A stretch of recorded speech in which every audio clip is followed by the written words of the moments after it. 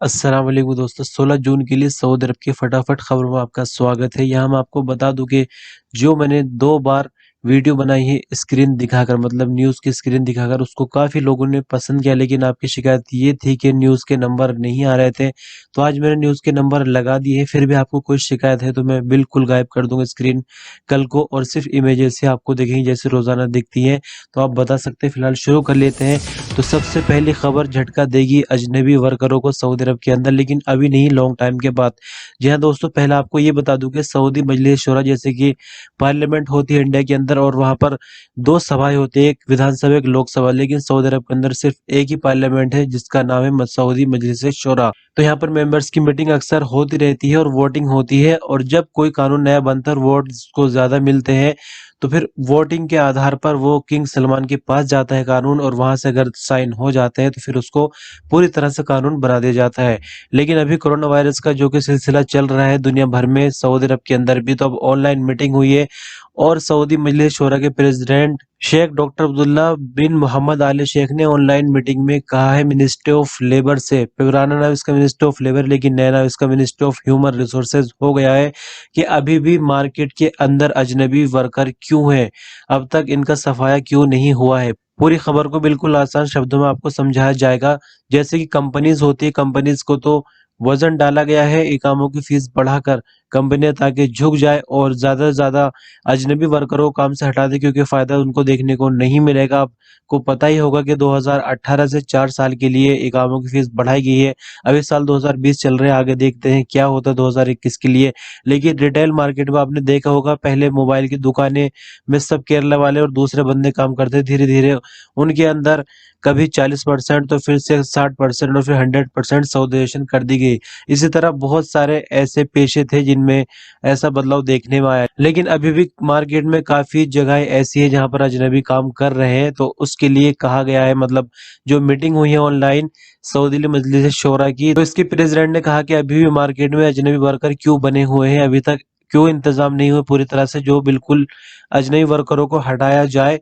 तो इस पर उन्होंने मिनिस्ट्री ऑफ लेबर से जवाब मांगेगा, ऐसा क्यों हो रहा है, क्या कमियां चल रही हैं, उसके बारे में बातचीत की जाए, और जितनी जल्दी हो सके मार्केट के अंदर सऊदियों को बैठाया जाए ट्रेनिंग देकर, और भी जो कमियां चल रही हैं उनको पूरा करके। तो इस तरह से आप देख सकते हैं कि लगातार यहाँ पर जो अजनबी वर्कर है उनकी नौकरियों पर खतरा है। कंपनियों पर तो जोर डाला जा रहा है कामों की फीसें बढ़ाकर, और मार्केट के अंदर सौदेशन करके जो है निकाला जा रहा है एक एक करके। तो इस तरह से ये एक झटका देने वाली खबर थी, लेकिन लॉन्ग टाइम में इसका असर देखने को मिलेगा।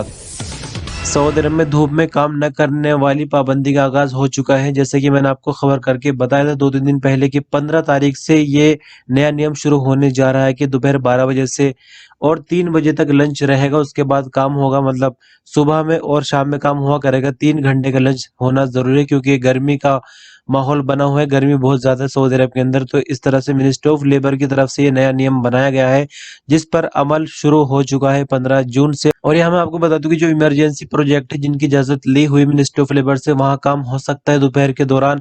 और जहाँ पर ठंड है जिन इलाकों में, वहाँ तो कोई प्रॉब्लम है नहीं। सिर्फ जहाँ पर टेम्परेचर बहुत ज्यादा हो रहा है, गर्मी बहुत ज्यादा है, उन इलाकों के लिए ही ये नियम लगाया गया है। वहाँ पर ठेकेदार या कंपनियां, उनको कहा गया है कि आप बिल्कुल भी 3 घंटे काम नहीं ले सकते, 3 घंटे का लंच हर हाल में देना ही होगा। इसके लिए कमेटी बनाई गई है चेकिंग की, चेकिंग चलेगी, और अगर ऐसा कहीं पाया जाता है ठेकेदार या कंपनियां काम करा रही है इस बीच, तो उन पर जुर्माने लगाए जाएंगे।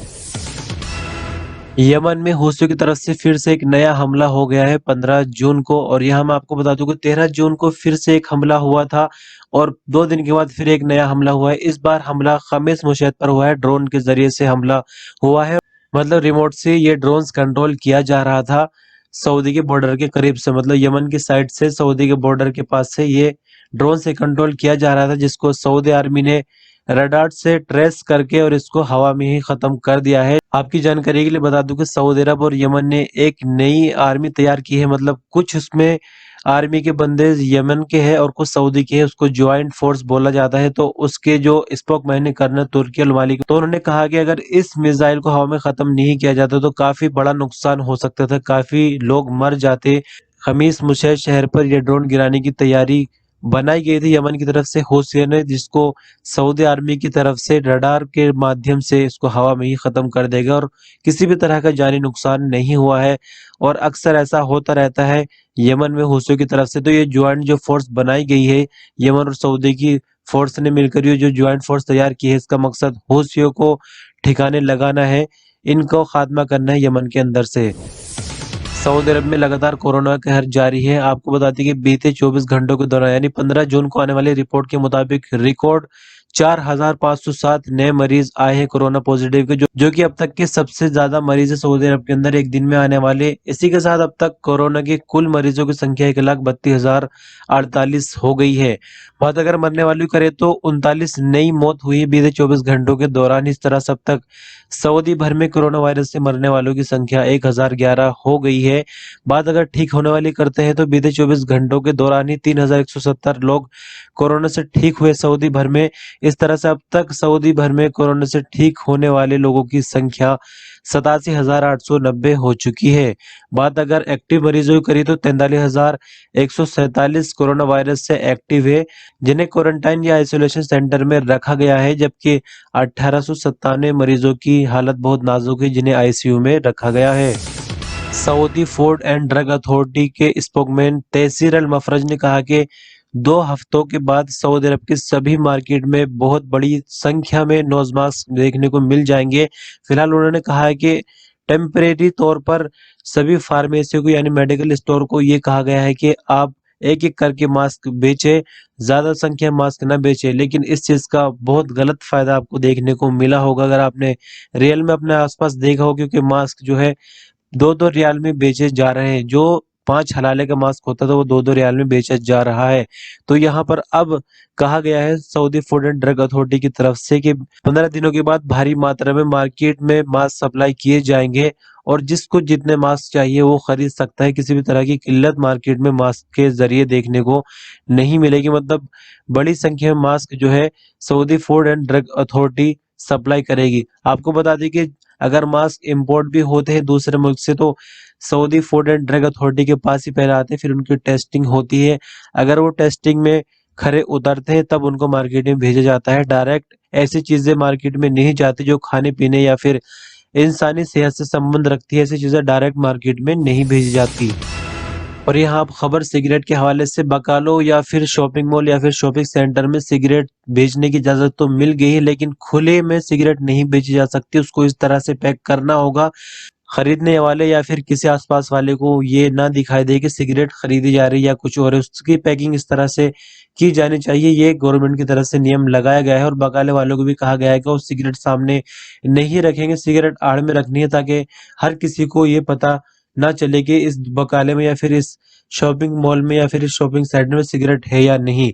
इसी के साथ एक नियम ये भी लगाया गया है कि कैशियर के पास एक बोर्ड लिखा होना चाहिए जिस पर लिखा होगा कि तंबाकू के सेवन से फेफड़े वगैरह इस तरह से बीमारियां हो जाती है, कैंसर हो सकता है और मौत जल्दी आ सकती है। शॉपिंग मॉल के अंदर भी अगर ऐसा हो रहा है, मतलब सिगरेट बेची जा रही है, तो कैशियर के पास एक बोर्ड लगा होना चाहिए। और ये बोर्ड बहुत जरूरी है अगर सिगरेट या फिर तंबाकू प्रोडक्ट की सेल करनी है तो। इसके अलावा आपको बता दें कि बोर्ड के अंदर एक लाइन ये भी लिखी होनी चाहिए कि 18 बरस से कम उम्र वालों को तंबाकू प्रोडक्ट बेचना मना है। मतलब 18 साल से कम उम्र के लोग तंबाकू प्रोडक्ट नहीं खरीद सकते, चाहे वो बकाले से खरीद रहे हो या फिर शॉपिंग मॉल से। तो एक तरफ जहां सिगरेट बेचने की इजाजत अच्छे तरीके से दी जा रही है, वहां दूसरी तरफ नियम भी सख्त किए जा रहे हैं। लेकिन नियम की परवाह कौन करता है? जिसको सिगरेट पीनी है वो तो पीता ही है। तो चलिए अगली खबर की तरफ बढ़ते हैं। यह खबर मिनिस्ट्री ऑफ हेल्थ की तरफ से, मिनिस्ट्री ऑफ हेल्थ के स्पोकमैन डॉक्टर मोहम्मद अल अबदाली ने कहा कि सऊदी अरब के सभी इलाकों में अगर 21 जून तक हालात नॉर्मल हो गए तो कर्फ्यू पूरी तरह से हटा लिया जाएगा। मतलब कर्फ्यू पूरी तरह से हटने के लिए खतरे की घंटी बजती हुई दिख रही, क्योंकि आप रोजाना कोरोना की रिपोर्ट देख ही रहे किस तरह से रोजाना नए केस आ रहे हैं। यहाँ पे इन्होंने कहा कि सऊदी अरब के कुछ इलाकों में नतीजे बिल्कुल अच्छे आ रहे हैं जैसा हमने आइडिया लगाया था, लेकिन कुछ ऐसे शहर है जहां पर लगातार कोरोना पॉजिटिव की संख्या बढ़ रही है। तो टीम जो है मिनिस्ट्री ऑफ हेल्थ की जो टीम होती है, जो जायजा लेती है, चेकिंग टीम, वो लगातार नजर रखे हुए है और वो ही जो डायरेक्शन देंगे उसके मुताबिक काम किया जाएगा। मतलब ये कि 21 जून से हालात अगर नॉर्मल आते हैं तो कर्फ्यू पूरी तरह से हट जाएगा, वरना जरूरी नहीं है। देखना होगा, अभी 5 दिन बाकी है कि क्या होता है, क्योंकि नए जो केस आ रहे हैं उस हिसाब से तो नहीं लग रहा है कि कर्फ्यू हटेगा पूरी तरह से। और आप लोग याद कीजिए, जब कर्फ्यू में छूट का टाइम सुबह 6 से दोपहर 3 बजे तक होता था तो कोरोना के केस सिर्फ 1000 से 1500 तक ही आते थे। लेकिन अभी आप देखिए, जब से टाइम बढ़ा है, मतलब 6 से 8 का टाइम मिला है लोगों को घर से बाहर निकलने के लिए, तो कोरोना के केसों की संख्या किस तरह से बढ़ रही है आप रोजाना देख सकते हैं, खुद अंदाजा लगा सकते हैं। सऊदी मौसम विभाग की तरफ से टेम्परेचर के हवाले से खबर आई है, मक्का मुकर्रमा और मदीना मुनव्वरा में सबसे ज्यादा टेम्परेचर नोट किया गया है। मतलब दोनों शहर सबसे ज्यादा गर्म रिकॉर्ड किए गए हैं टेम्परेचर के मुताबिक। इससे पहले और दूसरे शहर थे, लेकिन यहाँ पर आपको बता दें कि टेम्परेचर घट बढ़ रहा है सऊदी अरब के सभी शहरों में गर्मी के हिसाब से। तो फिलहाल मैं आपको बताऊं, खबर के मुताबिक मक्का मुकर्रमा में टेम्परेचर 44 डिग्री सेंटीग्रेड रिकॉर्ड किया गया है, जबकि मदीना मुनव्वरा में 43 सेंटीग्रेड रिकॉर्ड किया गया है। इसी के साथ आपको बता दें कि रफा तीसरे नंबर पर है, जहां टेम्परेचर 42.6 सेंटीग्रेड रिकॉर्ड किया गया है। इसके बाद अलहसा, आपकी जानकारी के लिए बता दूं कि अलहसा पहले 1 नंबर पर था, लेकिन अभी मक्का मुकर्रमा और मदीना मुनव्वरा टॉप पर है। इसके बाद अलहसा, अल उला, अल कविस्मा, वादी दवासा, अल कसीम, अद्दवादमी, दम्माम, रियाज और दूसरे शहरों में टेम्परेचर 40 सेंटीग्रेड से ऊपर रिकॉर्ड किया गया है। मतलब यहाँ भी काफी गर्मी है, जो शहर मैंने आपको बाद में बताया, लेकिन सबसे टॉप पर जो है वो फिलहाल मदीना और मक्का है। बात अगर ठंडी लागू करें तो अल्बाहा टॉप पर है। अल्बाहा में 26 सेंटीग्रेड का टेम्परेचर रिकॉर्ड किया गया है। मतलब ठंडे इलाकों में अल्बाहा है और गर्म इलाकों में मक्का मुकर्रमा है।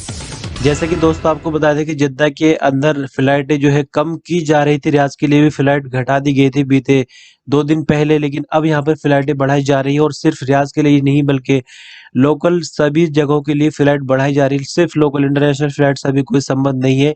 जद्दा के किंग अब्दुल अजीज इंटरनेशनल एयरपोर्ट के चीफ आसाम फवाद नूर ने कहा कि जिद्दा एयरपोर्ट से लोकल फ्लाइटों की तादाद हफ्तेवार यानी हफ्ते में 69 से बढ़ाकर 77 कर दी जाएगी। यानी अभी हालात जो है नॉर्मल दिखाई दे रहा है जिद्दा के अंदर, और फ्लाइटों की संख्या बढ़ाई जा रही है। अभी पीछे हालात कुछ ठीक नहीं लग रहे हैं। तो रियाज के लिए भी फ्लाइटें घटा दी गई थी, मतलब 7 फ्लाइटें थी पहले हफ्ते में, फिर 4 कर दी गई थी, लेकिन अभी फ्लाइटें बढ़ाई जा रही। तो जिद्दा भी वैसे भी रिपोर्ट के मुताबिक भी जिद्दा ठीक ही चल रहा है। तो देखते हैं आने वाले टाइम में क्या होता है, 21 जून से क्या होता है। और इंटरनेशनल फ्लाइट के बारे में भी कोई खबर जल्दी आ जाए तो बेहतर होगा, क्योंकि लगातार आप लोग कमेंट्स में पूछ रहे हैं और बहुत सारे लोग घर जाने के लिए परेशान हैं। तो अब खबर टिड्डी दल के हवाले से। टिड्डी दल अभी सऊदी अरब में कहीं देखने में नहीं आया है, लेकिन यहाँ पर मिनिस्ट्री ऑफ एग्रीकल्चर या फिर कह सकते हैं कि कृषि मंत्रालय ने तैयारियां पूरी कर रखी है। पहले भी मैंने आपको खबर करके बताया था, लेकिन अब यहाँ पर ऐसे ड्रोन्स इस्तेमाल किए जा रहे हैं जिनमें बहुत बारीक कैमरे लगे हुए हैं, जो सिर्फ और सिर्फ टिड्डी दल के लिए स्पेशल बनाए गए हैं। जहां पर शक होगा, यानी जिन इलाकों में शक होगा, वहां पहले ये ड्रोन्स छोड़े जाएंगे और जो कंट्रोल रूम है वहां से ये अटैच होंगे। मतलब इनमें इंटरनेट सिस्टम लगाया गया है और वीडियो कॉन्फ्रेंसिंग होगी, एक तरह से वीडियो कॉलिंग कह सकते हैं उसको। तो वीडियो के जरिए पता चलेगा कि जहां भी ये ड्रोन्स उड़ के जा रहे हैं वहां पर कैसा माहौल है। उसके बाद वहां पर स्प्रे करने वाली टीम भेजी जाएगी, जो कि स्प्रे की टीम पूरी तरह से तैयार है। लेकिन पहले ये पता लगना जरूरी है कि किन इलाकों में टिड्डी दल हमला कर सकता है। तो इस तरह से मिनिस्ट्री ऑफ एग्रीकल्चर पूरी तैयारी किए हुए है टिड्डी दल से लड़ने के लिए। और यह आपको बता दें कि फील्ड टीमें भी स्प्रे करेंगी और हेलीकॉप्टर के जरिए भी स्प्रे किया जाएगा जहां पर टिड्डी दल का खतरा होगा। और पूरी तरह से सऊदी शहरियों और यहाँ पर मौजूद अजनबियों या फिर कह के फसलों को बचाया जाएगा नुकसान होने से। तो इस तरह से टिड्डी दल से लड़ने के लिए यहाँ पर नई टेक्नोलॉजी इस्तेमाल की जा रही है, जो आपको अभी तक कहीं सुनने को नहीं मिली होगी। तो दोस्तों, इस बुलेटिन की आज की आखिरी खबर, कोरोना वायरस की पुष्टि होने पर मक्का मुकर्रमा की मशहूर शारूमा दुकान बंद कर दी गई है। आपकी जानकारी के लिए बता दें कि मक्का मुकर्रमा की बल्दिया ने अल शराय में मौजूद शावरमा की एक मशहूर दुकान में काम करने वाले एक वर्कर का कोरोना टेस्ट लिया था, जो कि पॉजिटिव आ गया। और उसके बाद कोहराम मच गया पूरे इलाके में और शावरमा की दुकान पूरी तरह से बंद कर दी गई है। दुकान बंद करने के साथ साथ ही बल्दिया ने जो उसके वर्कर थे बाकी सबको आइसोलेट कर दिया है और दुकान मालिक से कहा कि 3 दिन तक लगातार दुकान को सैनिटाइज किया जाए, उसके बाद नया स्टाफ दुकान के अंदर रखा जाए, तब खोलने की इजाजत मिलेगी। तो इस तरह से यहाँ मक्का मुकर्रमा के अंदर ये हादसा सामने आया है। तो दोस्तों, खबरों का सिलसिला बस यहीं तक। अगर आपको ये न्यूज स्क्रीन नहीं देखनी है जो मैंने आपको दिखाई है, तो आप बता सकते हैं, मैं टोटल फोटो ही लगा दूंगा। और आप जो लगातार कंप्लेन कर रहे थे कि नंबर वाइज अच्छा लगता है, तो नंबर मैंने इसमें ऐड कर दिए। फिर भी आपकी कोई राय तो ज़रूर बताएँ, मैं उस पर अमल करूँगा। फिलहाल मैंने ये तजुर्बे के तौर पर आज ऐसा किया था, बाकी जैसे आपकी मर्ज़ी होगी इंशाअल्लाह वैसा किया जाएगा। अपना ख़्याल रखिए। अल्लाह हाफ़िज़।